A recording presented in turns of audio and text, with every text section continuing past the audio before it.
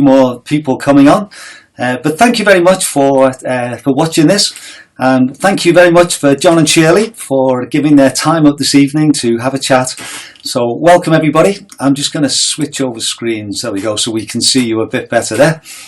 Okay, so if anyone is watching and you're involved in this, if you want to leave a comment or you want to tell us that you're watching, and I thought it might be fun just to get your favourite Hardmoors race or your first Hardmoors race, just so that we can see what you're doing there. But first of all, Jon and Shirley, do you want to just tell us a little bit about what you've been doing today in these strange times? Hiya, you're right. Well, first thing is, it's really exciting, this is. I had a shave today. I've had a week's growth. I've shaved. I brushed my hair. I've actually got changed I found an old top from like 2007 West Island Way race. And I've blowed and dried my hair properly. I feel like we're going out. Yeah, this is going out. Yeah. This is exciting.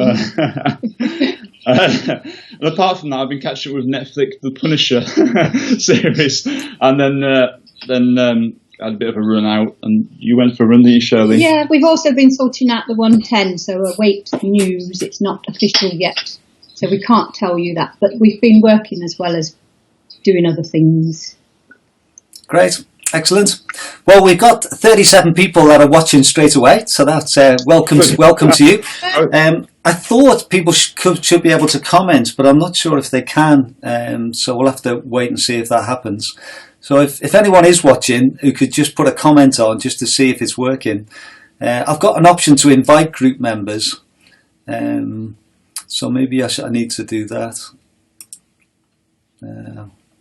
Anyway, well, yeah, it's got a few people have liked, I think, but it's not coming up that they have done. I think there must be some settings that I might need to change, so I'm sorry if you're wanting to leave a comment. Anyway, we'll see how that goes in the next few minutes.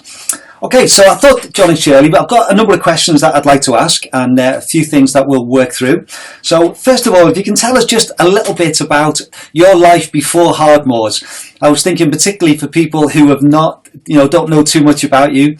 So just give us a little bit of a sense of the things that you've done in the past or before we met you. Was there life before Hardmoors, Jon?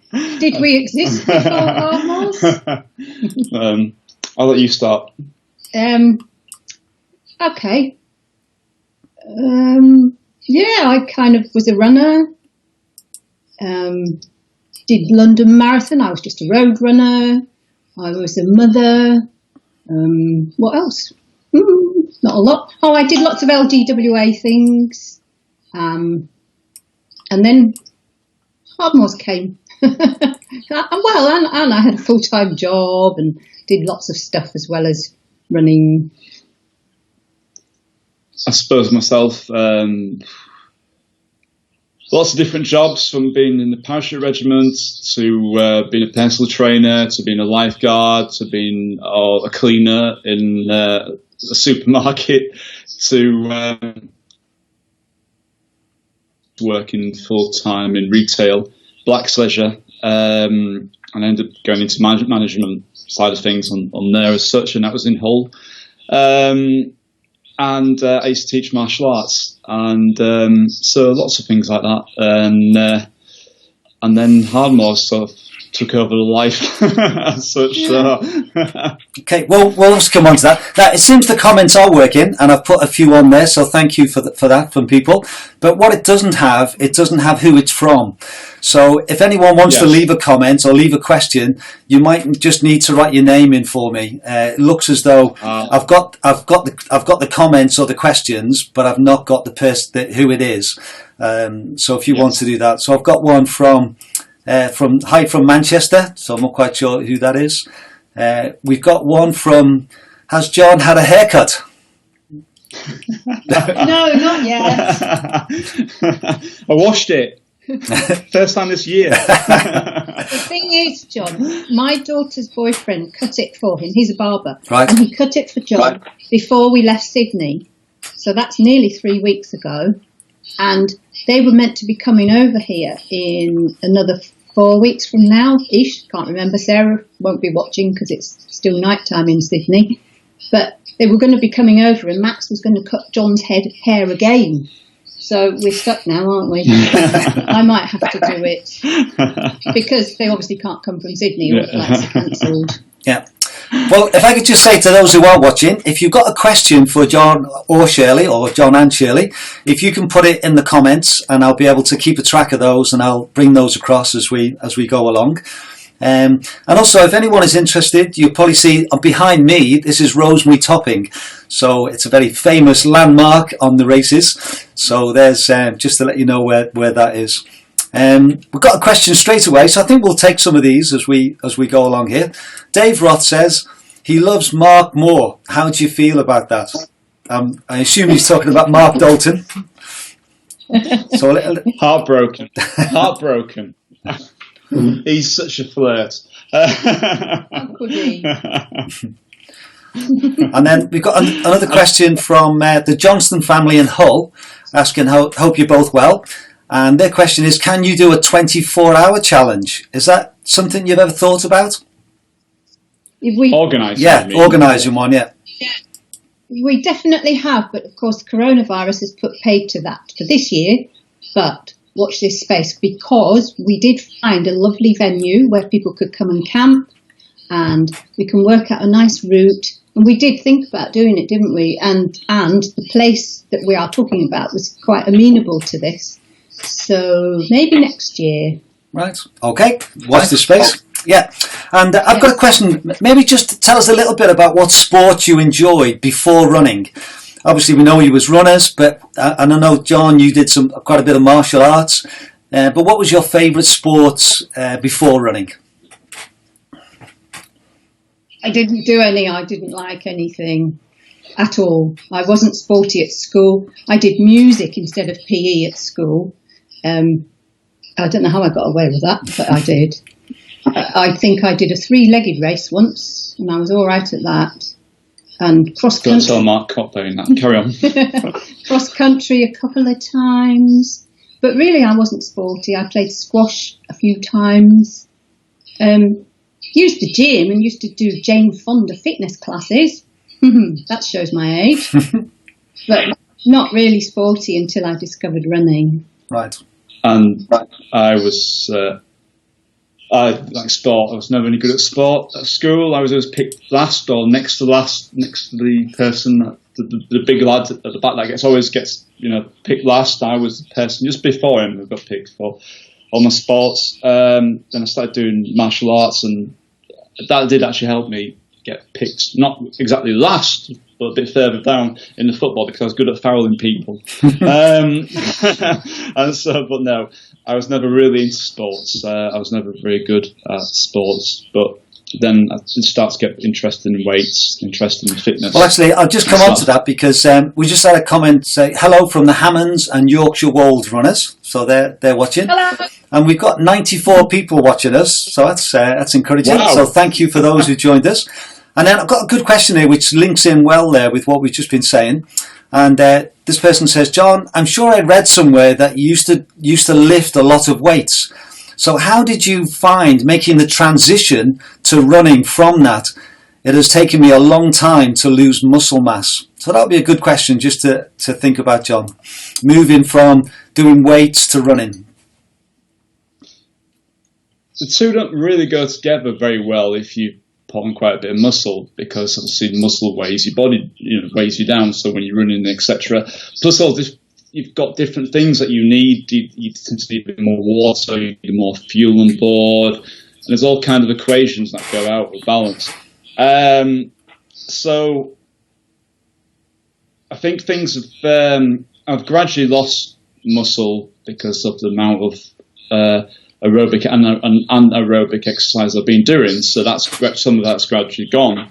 But I still seem to have maintained quite a bit on my legs and the odd bit on my chest and my shoulders. And up to about a year ago, I was still dabbling in weights, still hitting the gym, and then.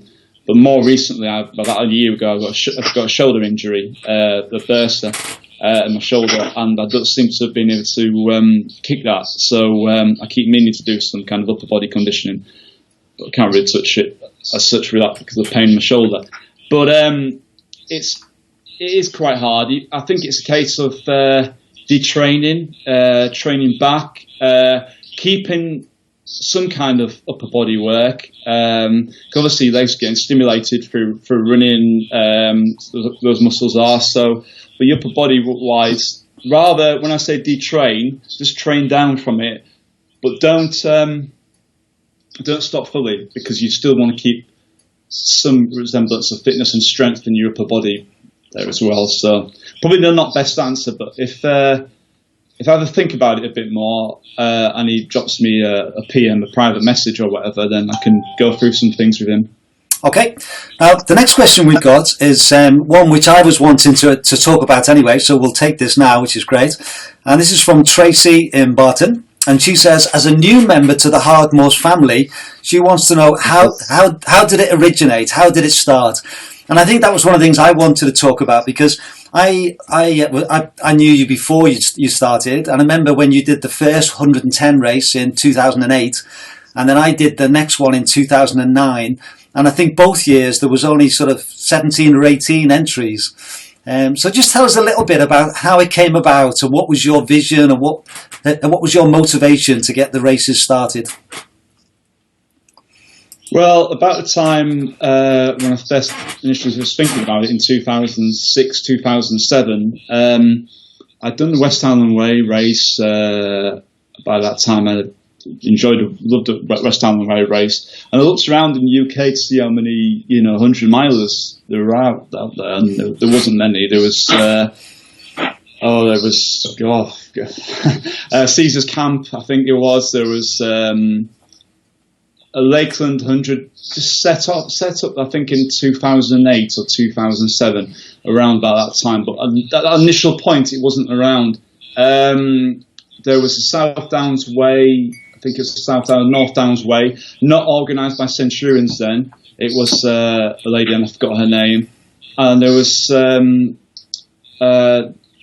Grand Union Canal race, and maybe a couple more, and that was it in the whole of UK that I knew of.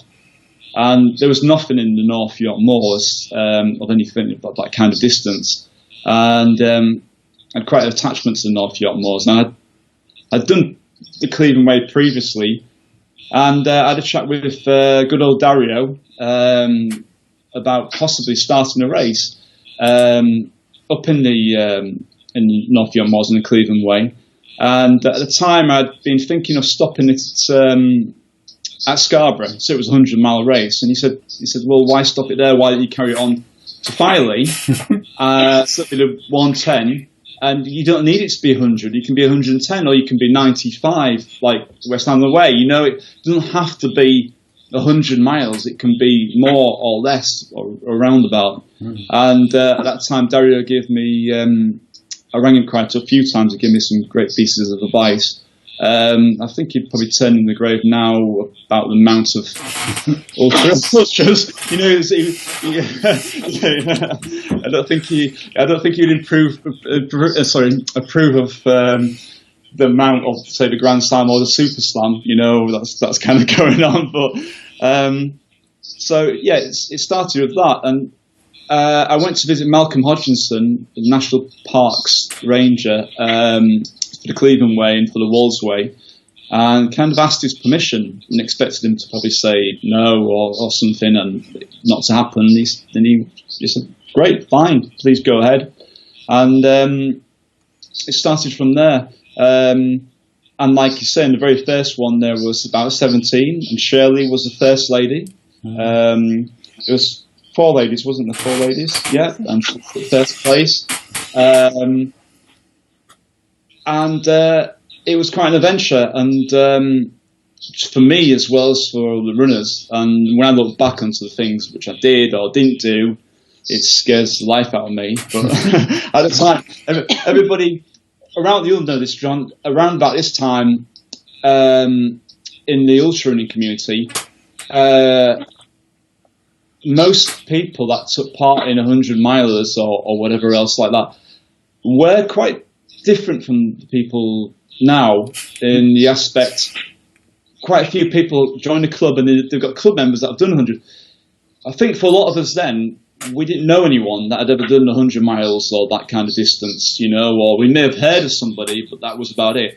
So it was like a case of you went out and you looked for it and you found the race and you turned up on your own and you took part of it. So there wasn't a huge culture of people around to ask advice for the 100-mile races and things like that. So it was a different time, a real different time compared to now. The pioneers. Yeah. That time. Yeah, and then that sense of, you started with a 110, and then the following year, 2010, you did the first 55, which I remember doing in terrible weather. But again, was it always your plan to build on the races? Did you always have this vision of having a whole series of races like you have now with all the ultras and all the marathons and half marathons and 10Ks? Honestly, no, not at the time. The reason why the 55 started was there used to be something called the Run Further series, which you may used to remember then. There still is, obviously. There's a Run Further series still goes on net now. At the time, I think it was Cy Berry said to me that he felt that the 110 was too far to be in the Run Further series.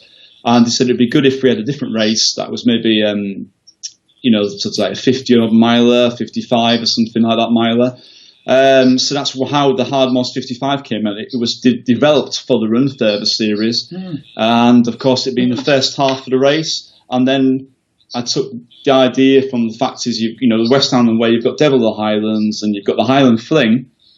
So I thought, well, they've got the 55, and then the 60 was the next logistical step forward to create two races from there. Yeah, and then the whole series of the marathon and 10Ks and half marathon. At what point did that develop in your mind? 2012, 2013, maybe 2012. I was working at Blacks in York at the time, and I'd qualified as a PT, and I decided I wanted to go and leave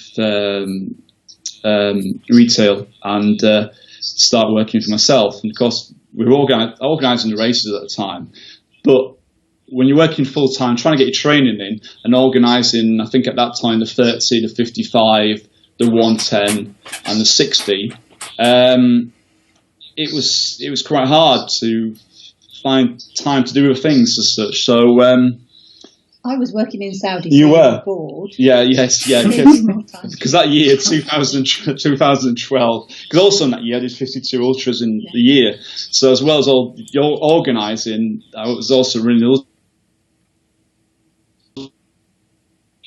Come 2013. I find a trail series, like a 26.2, trail marathons and halves and 10Ks would develop the Hardmoors more, and it would mean that I could probably hopefully earn some money, so then I could actually spend more time cultivating the races. And it kind of went from there. And like you say, you were in Saudi, weren't you, that year as such? So, and it just developed from there. And now, of course, you get people coming in doing the 10Ks, and then they come out the other end of the train doing the 160, or doing the 55 or the 110, or you know what I mean? I've seen people progress from the 10Ks up to 110 miles. So it's pretty good. It's all about. It's kind of like a factory, producing a factory, developing everybody out through the friends. And I think from a runner like myself, who sort of I'm making my way towards the 1,000 miles. I'm a 100 or so off, I think. But I think some of the things you've done like that has just really created that sort of feeling of part of something. Because you can start off with a 10K, and as you said, you can end up with 200-mile race. And you've got the whole range there. And I think introducing the Grand Slam and the Super Slam and the different things, and the 1,000 Mile Club, all these things have really helped people commit themselves to your races. Thank you, John. Thank you. It's good fun. Yeah. Gives us something to do. Yeah, I looked on the Facebook group, and I think there's 800 or so, isn't there, that are, or more. And I think your database of runners that have done at least one race, it must be really big now. Hi, sorry, I missed that. I lost you for a second. Yeah, then. I think we did. Sorry? Yeah, I was just thinking, at the database that you've got of runners, you know, in the sense of the amount of people who've done at least one race with you, it must be pretty big now, is it?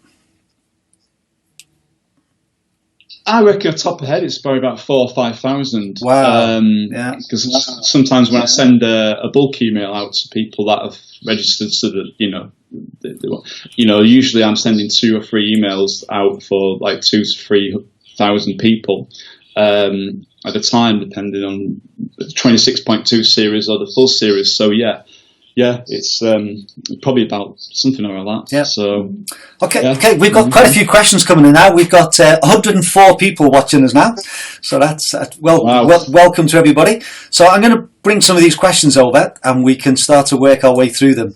So, Jon Shirley, any chance of a Wolds Way, Cleveland Way, Tabular Hills Path Mega Ultra one year? Thanks again for organising the best races I have ever run.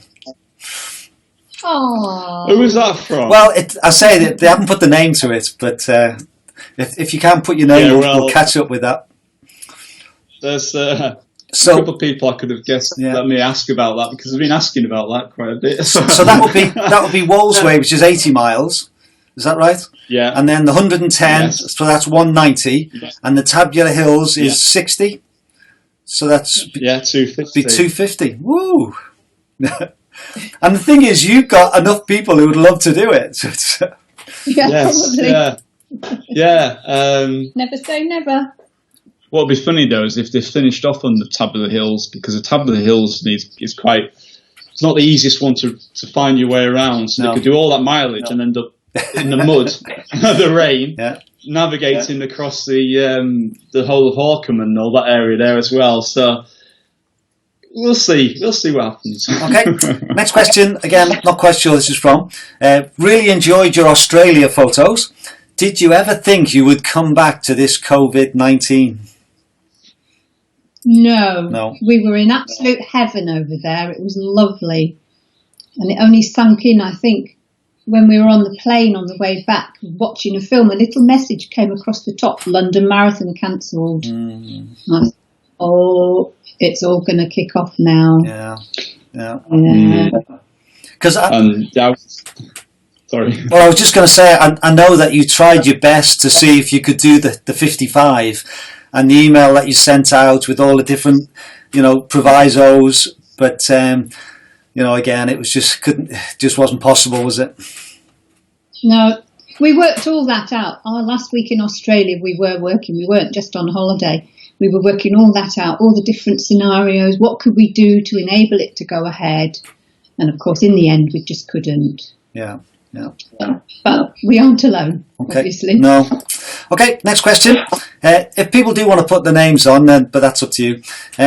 This person says, what's your favourite thing to do outside of all the amazing Hardmoors events you organise? So when you've got a bit of free time, what do you like to do?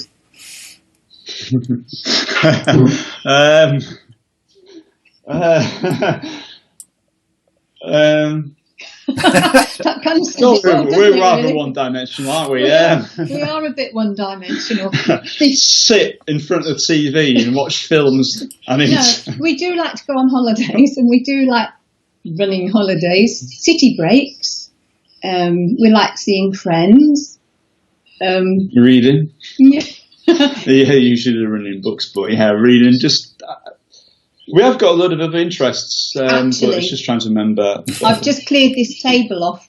My sewing machine's been up for the last few days. I love sewing. Okay. I love knitting, and I've been doing it because we haven't had much else to do, and it's lovely to be able to get on with those crafty type things that I used to do. Yeah. John's been drawing. Yeah, I like to draw. I like to draw with pen and draw.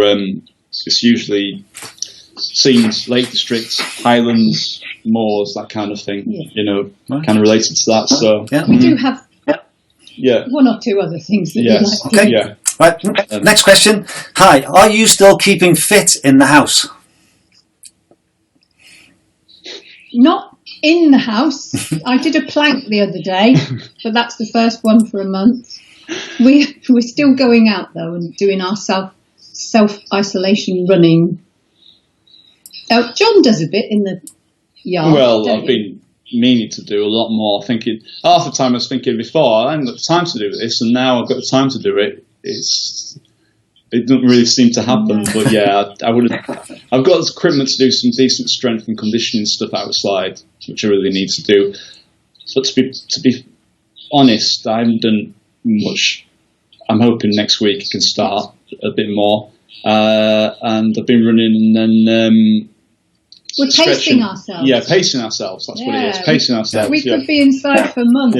We're pacing. I do think this time's quite interesting because I think with races being cancelled, I think if your main motivation is to train for a race and the race gets taken away, sometimes your motivation goes. And they're more externally motivated people. Whereas if you're an intrinsically motivated person in that you just love to run, then hopefully you'll still keep going, because even though there's no races to run, you love to run. Yeah. And I think it'll maybe show people whether they're more externally motivated or intrinsically. I think, you're bang on right there. I mean, I seem to, for many years now, I seem to train variation when it was, before running, I was always training martial arts. I was training weights, and I love to train. It's part of my life now. It's too much a huge part of my life. It's been for many years. So I love to go out there and to run and to train. And in the back of my mind, I'm training for specific races which may happen later this year, fingers crossed, or next year.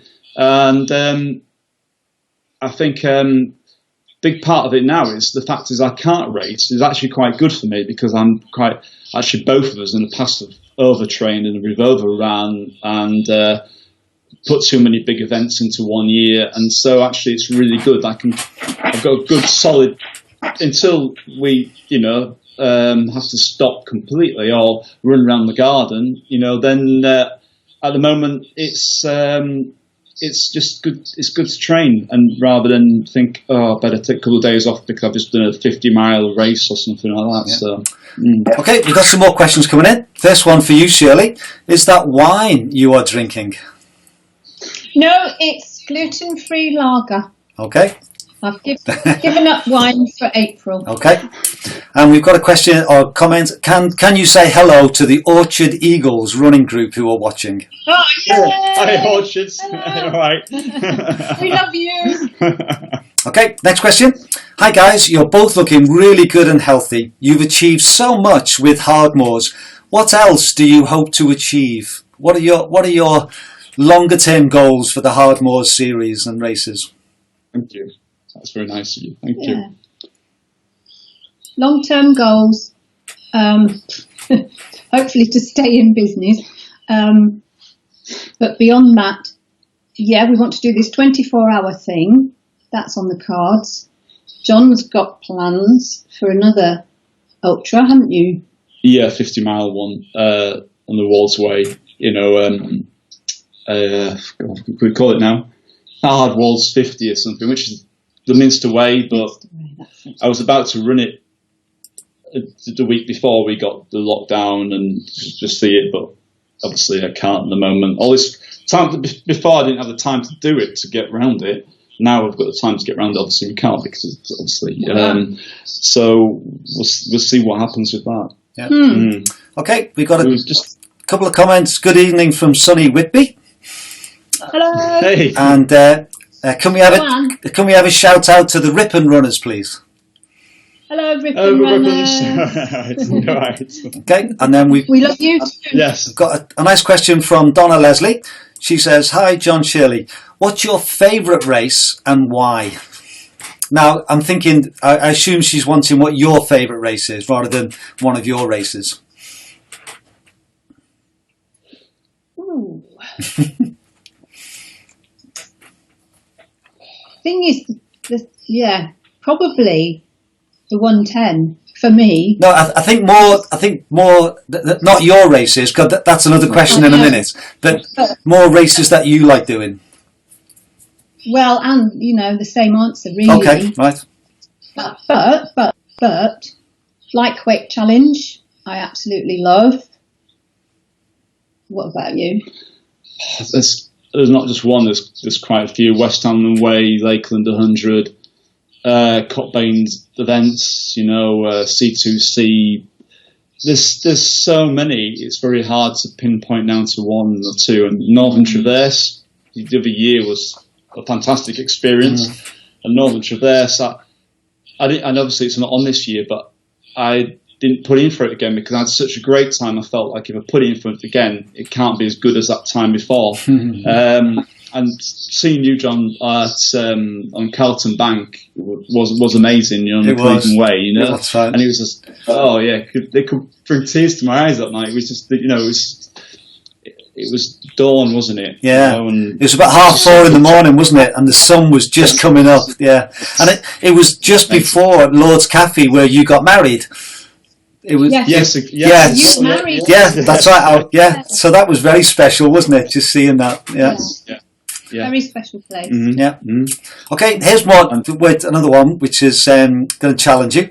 I know it's like choosing your favourite child, but if you had to pick, which is your favourite Hardmoors route of all time, ultra or marathon series? P.S. Love you too. We wish we knew who that was. Yeah. The White Horse is lovely. There's a little secret valley on the marathon route, isn't it? Which I'd never been down till we were recceing it, and it's just stunning. I'm going to get away with this somehow because there's Hardmoors Limited, which is the Ultra Series, and Hardmoors 26.2. I'm going to have one for each. Yeah. Okay. The Hardmoors Series, I think the 110 Cleveland Way, the first initial one. I love all of it. I love the coast. I love the Cleveland Hills, the whole thing, the adventure of it all, the length, because it's 110 miles and you're going to be out for a minimum, depends how fast you are, from 19 hours to 36 hours. And I managed to run it as a race 1 year. Somebody else, Julian, did race directing. And then I've run it twice since, and I hope to run it again as an anytime challenge as well. 26.2 series, it's a toss-up between Wainstones, especially the new Wainstones route, and the White Horse. The White Horse half. I actually prefer the White Horse half to the White Horse full, which is about 17, 18 miles, which is great. But the Wainstones, probably Wainstones. Okay, excellent. Thank you very much. I must admit, I think the reason I love the 110 is just the two halves are just so different, aren't they? And I think you get sort of two races in one, which is just it's great. Okay, we've got a question from Matt Harris. He says, "Hi guys, I have a question for John. As someone who has legendary grit when it comes to racing, just how do you view grit? Is it something you feel you can develop or something that comes naturally? Also, how do you deal with those low points in a race? Cheers, Matt Harris." Okay, right, that is a good question. I've been asked that a couple of times before about whether people are born with it or develop it. I think it can be developed, definitely developed, and I think sometimes you've got to learn how to look back on things in your past, which can fuel your fire to push on. So that's a really good question. I don't really know if you're born with it or you develop it, but I think if you have got any of it inside you, you can develop it more and more and more and more. And it's just from going through bad times, but I mean just tough experiences, I suppose.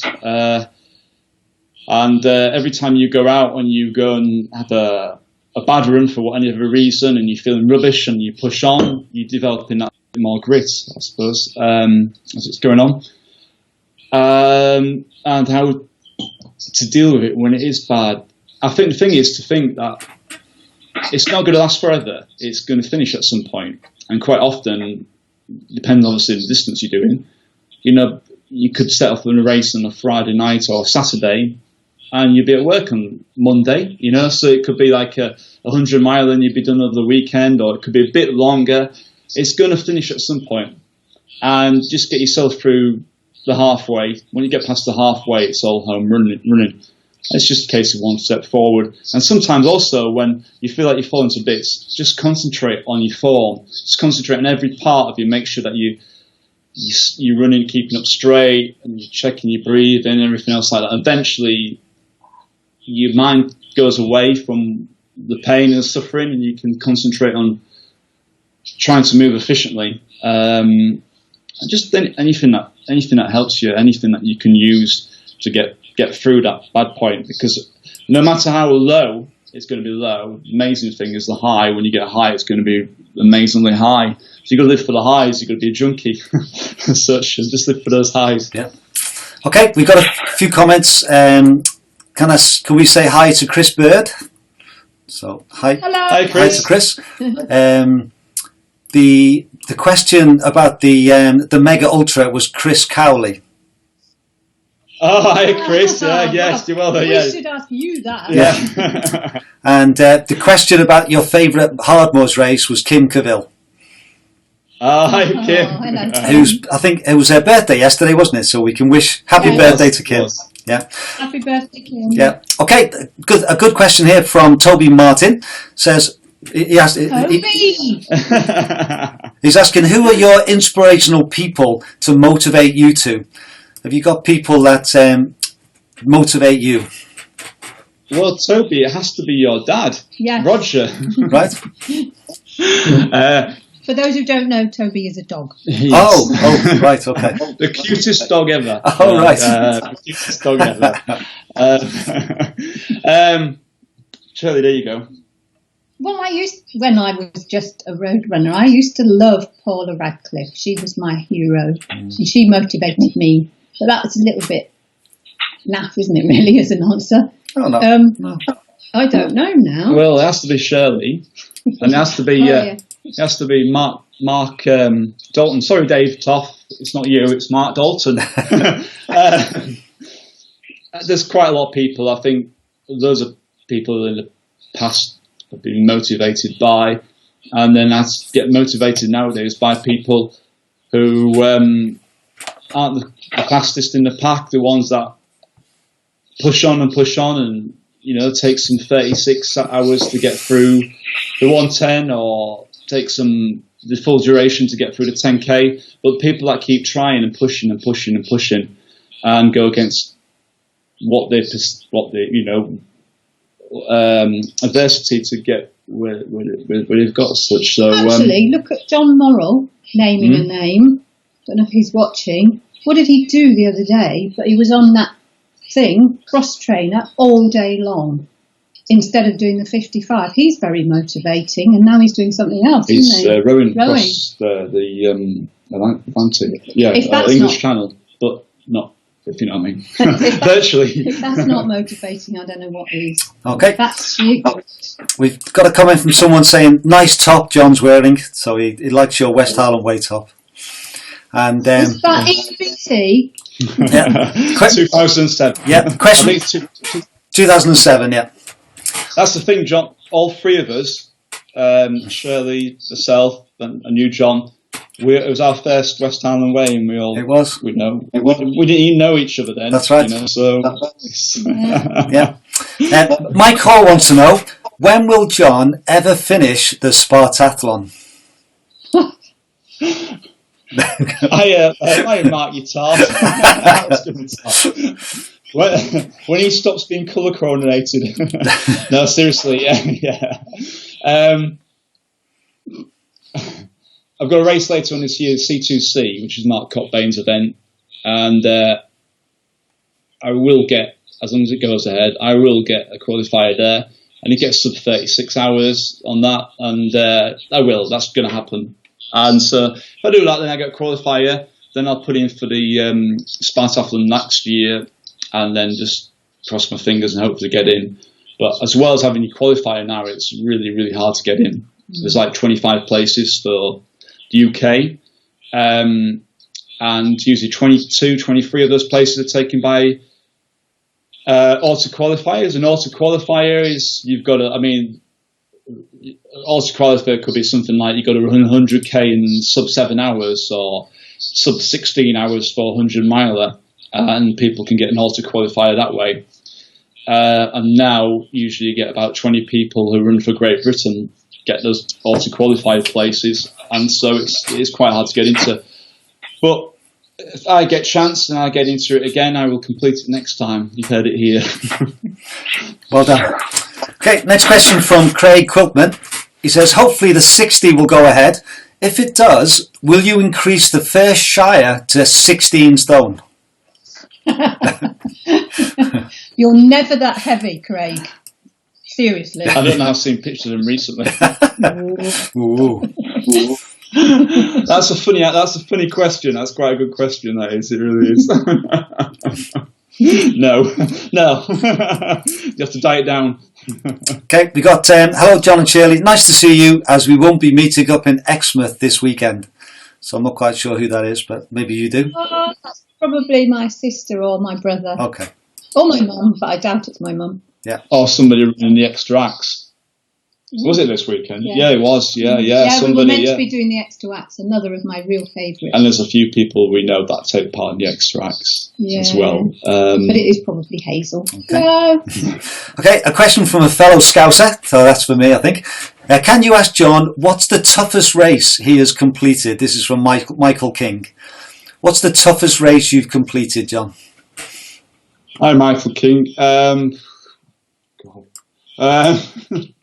Deleted. I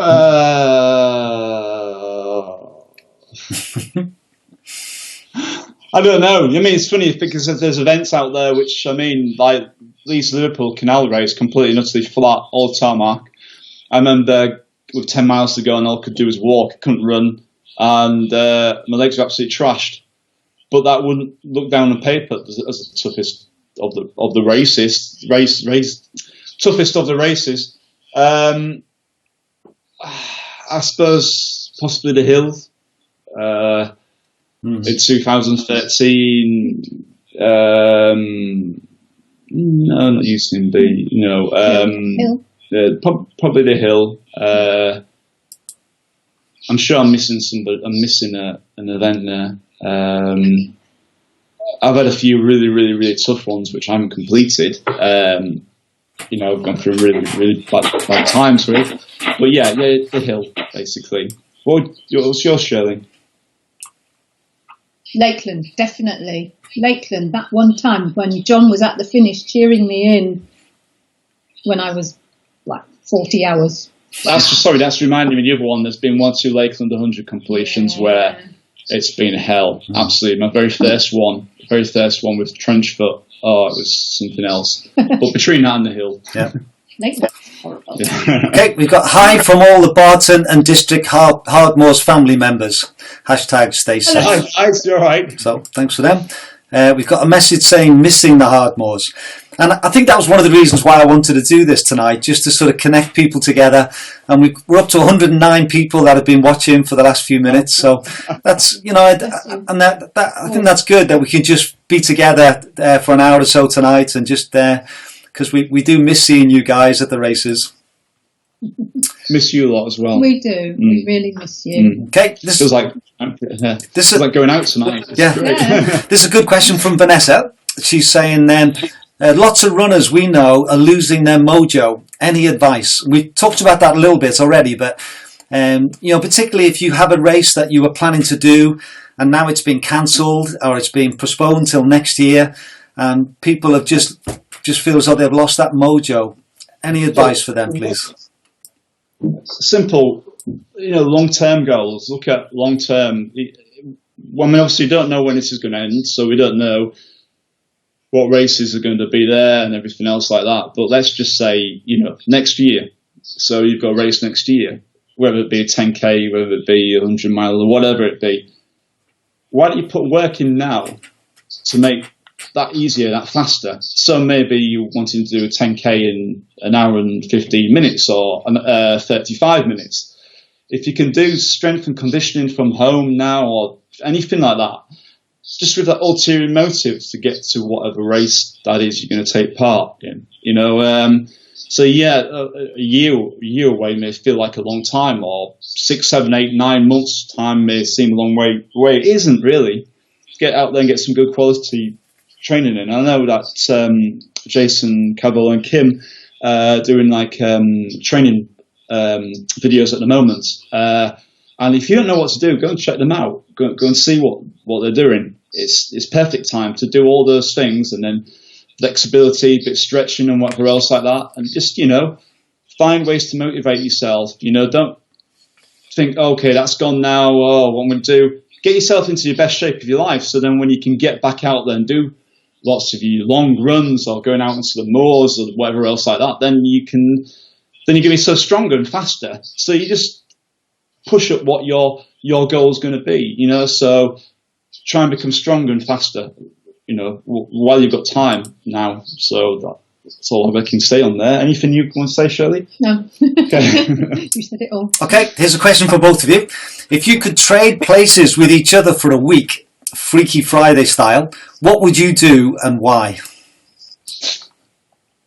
I don't want to run 70 miles a week, thank you very much. That's all John does.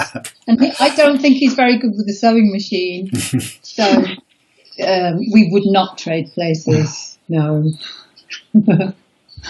I don't want to be in his head. The thing is, Shirley can eat loads of food and she doesn't put any weight on. If I eat loads of food, I'd put weight on. So I would have that. That'd be quite nice. Yeah, I've lost weight. I'm lighter than I was at the beginning of this. Yeah. And I just keep buying chocolate when I go to the supermarket. I was doing so well months without chocolate, and now it's just my vice. Okay, next question we've got is all the Hardmoors routes have fantastic views. What are your favourite views? The places where you have to stop and take it in for a few moments before carrying on. Well, I've already said White Horse, half awful. There are 2 little hidden valleys, beautiful, beautiful views. Those who've done it will know where I mean, where you just suddenly drop down with this lovely view ahead of you. You like Whinstones? Yeah, I mean that White Horse one where you basically run down and you can look towards Hornby. A stunning view across there, really is. Took a breath away first time I ever saw it on there, and that's, well, Simon Ridley lives, I don't know if he's listening or not. There's so many views. The views from the Three Sisters, Carlton, Kringle. Updale, go to the Cycle Hub. The views there are absolutely amazing. If you haven't been there, you have to go when it's open again. Throughout the time that I was in Australia was a beautiful country and absolutely loved it. But I was starting to miss the moors and the lakes and the highlands. I think I've been all over the spot, in the Alps and different areas like that, and stunning views everywhere. But really home feels always like the moors or the lakes or the mountains, that kind of area. That's where I want to be most of the time. So, there's just beauty everywhere. We're very lucky to live in this country. Yeah. Thank you. It's coming up to 10 to 8, and I did want to try and finish by 8 o'clock because it's the clap for the NHS. So I've just got one more question here, and then I've got my quick fire questions to finish with. This person says, just to add, Jon Steele was my inspiration to start running. After watching a video of him on the spine, so started to follow him, which inspired me to start to enter the Hardmoors. Love you both. So that's nice from whoever that was who left that comment. Okay, so I just wanted to finish with just I've got some quickfire questions that you can either both answer or you can alternate. And the first one I've put is, what piece of advice have you been given for your running that it's stuck in your mind? Well, my one, because I thought about this, was breathe. When I first started in a little unofficial running club, it wasn't Tad Harriers then. I didn't think I was good enough for Tadcaster Harriers. I was in an unofficial running group, and the person who ran it, Andy, said, breathe. Make sure you breathe. So I think breathing's quite good. I like breathing. And John's is almost equally as important. Oh, yeah, it really is. A very special person told me this once. And he said, you've got to eat when you can. It's very appropriate. And it's very appropriate, actually, you know. We do. The thing is, I think he meant that all the time, but, you know, running, you know, ultras, you know, or long trail stuff, you've got to make sure you can get the calories in and just try and keep on top of that. So, yeah, and also, no matter how bad it gets, it's always going to get better at some point. And, Okay, thank you. Second question, what is your favourite piece of kit? Yeah, you can have one, Shirley. I forgot to think about this one. I like my poles or my knee bandage. They help. I run really badly now. I'm so injured and crooked. Poles and knee bandage enable me to keep running. So they're my best pieces of kit. Okay. I think at the moment it must be my my headphones, and my phone, you know, music, iPod, such. I'm doing predominantly road running because it's the way to be away from that. I can run in the road, and then as well as those cars come in, so I can keep away from people, and I'm not in anybody's way apart from the car's way. But anyway, after that, it'd be any of my UT bags, bum bags, that kind of things. Yeah. Yeah. Okay. And what is your favourite go-to food in a long ultra? You know, those times when you're struggling to eat. So have you got a particular go-to food just to get you through a tough time? Well, I did think about this, and when I've done hundreds, my superb support crew have told me to sit down and eat something. Carl Kavanagh and his chicken stew got me through numerous ultras, numerous hundreds, and the rest of my support crew, obviously. But I think sit down halfway, eat something hot, something warming, and something proper, rather than just gels. If you ask Mark Dalton this, he would say that would be my gluten-free Bakewell tarts. But it used to be Snickers. He would also say it was Snickers, but it isn't anymore. I mean, I remember doing the Viking Way, I think I ate 38 or 39 Snickers for the duration of that race. Now I don't use that kind of thing anymore now, but naked bars, I suppose, I usually carry quite a few of those, which I don't think anybody knows, are like kind of fruit bar type thing. I'm a celiac, so I'm limited with what I can have as such, so any food that's nice. Cake. Say cake. Okay, question 4. If you could only do one more ultra, which one would it be? That made me sad, that question. Yeah. Because I may never do another ultra, actually. I had planned, all things being well, to try and do the White Horse, one of Mark Coppane's, in the autumn. However, it now clashes a little bit with London Marathon, which is rescheduled.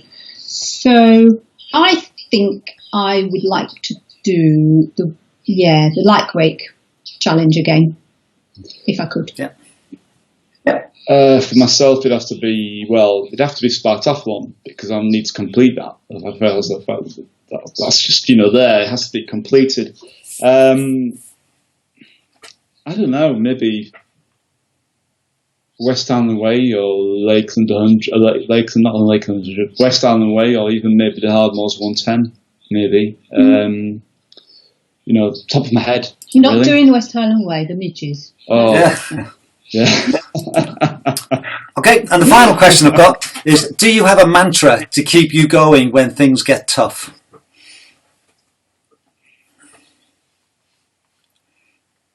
No, I don't really. I thought about this. I just sing. I have a little song It's only 4 bars long, and it goes round and round and round and round and round and round and round and round and round for hours on end. It hasn't got any words. It's just right. That sounds like Mark Dodson. Yeah, not really banter, but I do remind myself that nothing lasts forever. It's going to finish at some point, and also, like I said before, the lower the lows are, the higher the highs. So if I'm going for a low, then I know around the corner I'm going to get a good high coming around. That problem is when you're having a really good high, you know that it's going to be a low around the corner. But just try and stick on the positive side of things. So. Yeah. Someone said, "Stop doubting and start believing." Oh, that's yes, a good one. Yes, I know. We should use That's that. right. I didn't want to say that one.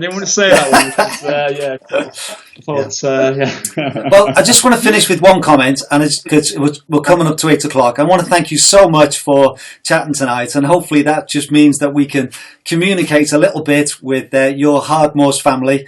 And if you're watching this later on Facebook or on YouTube, then welcome to you as well. And I just want to read this out. I think this sums up a little bit about how most of us feel. And I think this is from Chia Charge. You guys have created something really special, an opportunity to show myself just what I'm capable of, that has impinged positively across other areas of my life. Thank you. And I think most of us, all of us, would say that. So let's finish with that. And I just want to again say thank you so much for tonight. And I look forward to seeing you in October, if not before, for the Hardmoors 55. But hopefully we'll see you before then. And again, just thank you very much and keep safe. And that's true for everybody else as well. And if you want to just say bye as well, and then we'll close it down. Yeah, thanks so much, guys. John. Thanks for listening. Thank you, John. Yeah, and it's been really thanks nice. to everyone out there asking questions, and even say thank you to Dave Toff as well. Thank you very much, and stay safe, everyone. And we'll be out of this soon at some point. Yeah. So just look ahead. And if you've got time now, go outside and clap for the NHS and for the all the sort of key workers. So go and join your communities. So thank you very much, and we'll see you all again soon. Bye. Bye. Bye.